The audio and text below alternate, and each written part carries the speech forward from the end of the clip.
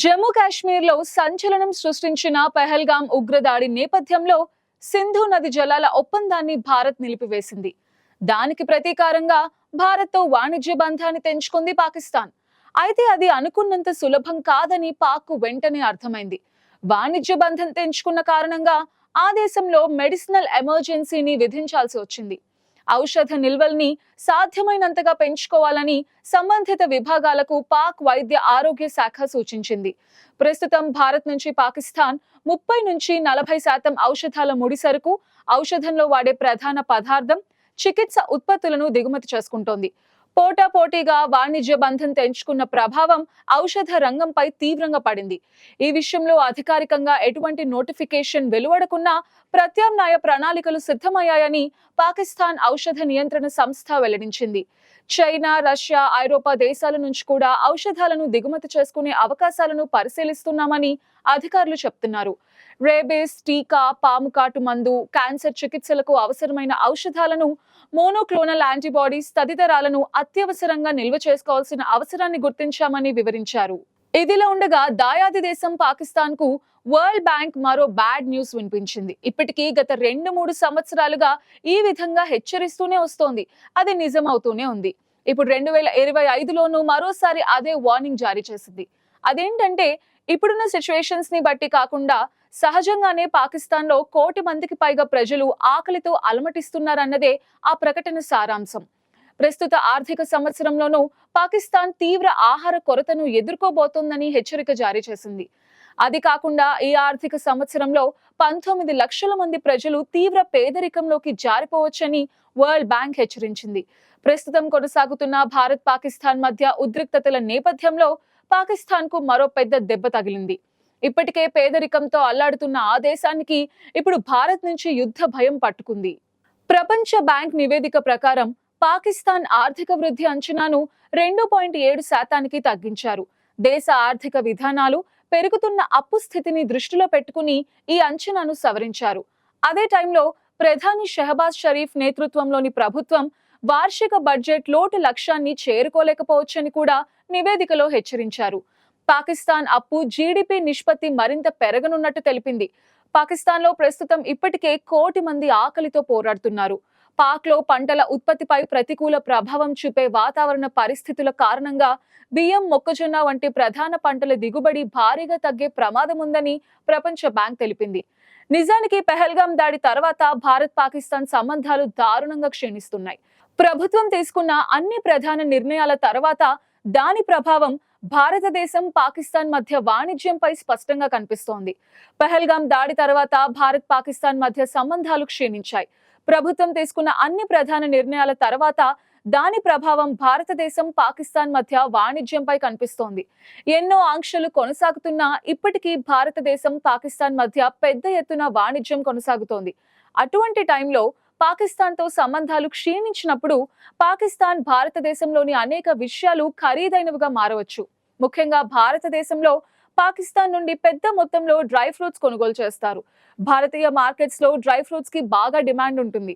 అటువంటి టైంలో పాకిస్తాన్ తో వాణిజ్యం మూసివేయటంతో భారతదేశంలో బాదాం, కాజు లాంటి డ్రై ఫ్రూట్స్ ధరలు పెరిగే అవకాశం ఉంది.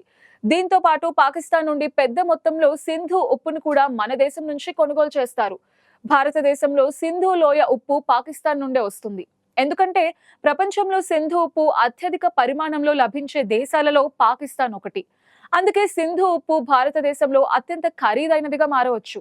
ఇకపోతే భారతదేశంలో కళ్లద్దాలలో ఉపయోగించే ఆప్టికల్ లెన్స్లను కూడా పాకిస్తాన్ నుండి కొనుగోలు చేస్తారు. ఇక్కడ తయారయ్యే ఆప్టికల్స్ కి భారతీయ మార్కెట్లో భారీ డిమాండ్ ఉంది. పాకిస్తాన్తో సంబంధాలు తెగిపోయిన తర్వాత భారతదేశంలో ఆప్టికల్ లెన్స్లు కూడా ఖరీదైనవిగా మారొచ్చు. దీంతో పాటు భారతదేశం పాకిస్తాన్ నుంచి పండ్లు, సిమెంట్, ముల్తానీ మట్టి, పత్తి, ఉక్కు, తోలు వస్తువులను కూడా దిగుమతి చేసుకుంటుంది. భారతదేశానికి అన్ని ఉత్పత్తులు పాకిస్తాన్ నుండి పెద్ద మొత్తంలో వస్తాయి. కానీ ఇప్పుడు భారతదేశం, పాకిస్తాన్ మధ్య వాణిజ్యంలో మార్పు ఉండొచ్చు. దీనివల్ల ఈ వస్తువులన్నీ కూడా చాలా కాస్ట్లీగా మారచ్చు. నిజానికి పాకిస్తాన్ ఆర్థిక పరిస్థితి అంతంత మాత్రమే. అప్పులు ఇచ్చి ఆదుకుంటే తప్ప బండి ముందుకు నడవని స్థితి.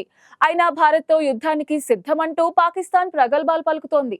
ఇటీవల ప్రపంచ బ్యాంక్ మిత్ర దేశాలు ఆదుకోవడంతో పాకిస్తాన్ దివాలా ముప్పును తప్పించుకుంది. ఇప్పటికీ ఆర్థిక పరిస్థితి పెద్దగా మెరుగుపడిందేమీ లేదు. ఈ దుస్థితిలో భారత్తో పరిమిత స్థాయిలో యుద్ధం చేసినా కూడా పాకిస్తాన్ కు పెను విపత్తుగా పరిణమిస్తుందని విశ్లేషకులు చెప్తున్నారు. గత కొన్నేళ్లుగా పాకిస్తాన్ ఆర్థిక వ్యవస్థ తీవ్ర గడ్డు కాలాన్ని ఎదుర్కొంది. కరోనా మహమ్మారి తర్వాత పాక్ పరిస్థితి దారుణంగా దిగజారింది. పాలనా వైఫల్యాలు, సైనిక జోక్యం, సరిహద్దు ఉగ్రవాదాన్ని ప్రోత్సహించే విధానాలు ఆ దేశాన్ని ఆర్థికంగా దెబ్బతీశాయి. మాజీ ప్రధాని ఇమ్రాన్ ఖాన్ అరెస్ట్తో రాజకీయ అనిశ్చితి, బలూచిస్తాన్లో తిరుగుబాట్లు దేశాన్ని మరింత సంక్షోభంలోకి నెట్టేశాయి. 2023 వేసవి నాటికి దేశం దివాలా తీసే అంచుకు చేరుకుంది. విదేశీ మారక నిల్వలు అత్యంత కనిష్ట స్థాయికి పడిపోవడంతో టీ తాగడం తగ్గించాలంటూ దేశ ప్రజలకు అప్పటి మంత్రి అహ్సాన్ ఇక్బాల్ విజ్ఞప్తి చేశారు. టీ పొడి దిగుమతి కోసం చేసే విదేశీ మారక నిల్వలు ఖర్చును తగ్గించడానికి ఆయన ఈ విజ్ఞప్తి చేశారు. గతేడాది మే నెలలో పాకిస్తాన్ ద్రవ్యోల్బణం 38.5% చేరగా వృద్ధి రేటు ప్రతికూలంగా మారింది. వడ్డీ రేట్లు 22% ఎగబాకాయి. విదేశీ మారక నిల్వలు కేవలం $3.7 బిలియన్ పడిపోయాయి. ఉగ్రవాదానికి నిధులు సమకూరుస్తోందన్న ఆరోపణలతో దాదాపు 5 ఏళ్ల పాటు financial action task force grey list లో ఉండటం వల్ల అంతర్జాతీయ రుణాలు పొందడం కూడా కష్టతరమైంది. జీడీపీకి అప్పు నిష్పత్తి 70% చేరడంతో ప్రభుత్వ ఆదాయంలో 40 నుంచి 50% వడ్డీల చెల్లింపులకే సరిపోయింది. దివాలా అంచున ఉన్న పాకిస్తాన్ ను అంతర్జాతీయ ద్రవ్యనిధి IMF అందించిన $3 బిలియన్ స్వల్పకాలిక ఆర్థిక ప్యాకేజ్ కట్టెక్కించింది. చిరకాల మిత్ర దేశాలైన సౌదీ అరేబియా, UAE, చైనాలు బిలియన్ల డాలర్ల రుణాలను పునరుద్ధరించడం కొంత ఊరటనిచ్చింది. ఇటీవల IMF తో పాకిస్తాన్ స్వల్పకాలిక రుణం కోసం ఒప్పందం కుదుర్చుకుంది. ఇందులో భాగంగా 28 నెలల కాల పరిమితితో పాకిస్తాన్ కు $1.3 బిలియన్ ఇచ్చేందుకు IMF సూత్రప్రాయంగా అంగీకరించింది. వాతావరణ మార్పులను తట్టుకునేందుకు ఉద్దేశించిన ఈ రుణ కార్యక్రమానికి బోర్డు ఆమోదం లభించాల్సి ఉంది. ఆర్థిక సంక్షోభం నుంచి బయటపడాలంటే పాకిస్తాన్ అనేక సంస్కరణలను అమలు చేయాల్సి ఉంది. అయితే పాలక వర్గంలోని రాజకీయ ఒత్తిళ్ల కారణంగా ఈ సంస్కరణల అమలు తరచూ నెమ్మదిస్తోంది. తమ దేశం $7 బిలియన్ బెయిల్అవుట్ కార్యక్రమం కింద సంస్కరణల మార్గంలోనే కొనసాగుతుందని ఆర్థిక మంత్రి ముహమ్మద్ ఔరంగజేబ్ ఇటీవల IMF కు హామీ ఇచ్చారు. మరోవైపు భారత్ సింధు జలాల ఒప్పందాన్ని నిలిపివేస్తే పాకిస్తాన్ గ్రామీణ ఆర్థిక వ్యవస్థ తీవ్రంగా దెబ్బతినే ప్రమాదం ఉంది. ఇటువంటి కష్టమైన ఆర్థిక పరిస్థితుల్లో పూర్తిగా రుణాలపై ఆధారపడి IMF నిర్దేశించిన సంస్కరణలను అమలు చేయడానికి ఇబ్బంది పడుతున్న పాకిస్తాన్ భారత్తో సైనిక ఘర్షణకు దిగడం ఆత్మహత్య సదృశ్యమే అవుతుందని నిపుణులు అభిప్రాయపడుతున్నారు.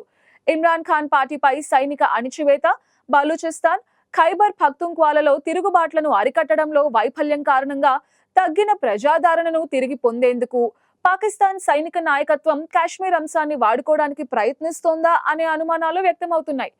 ఏది ఏమైనప్పటికీ ప్రస్తుత ఆర్థిక దుస్థితిలో యుద్ధానికి దిగడం పాకిస్తాన్ కు ఏమాత్రం శ్రేయస్కరం కాదనే చెప్తున్నారు విశ్లేషకులు.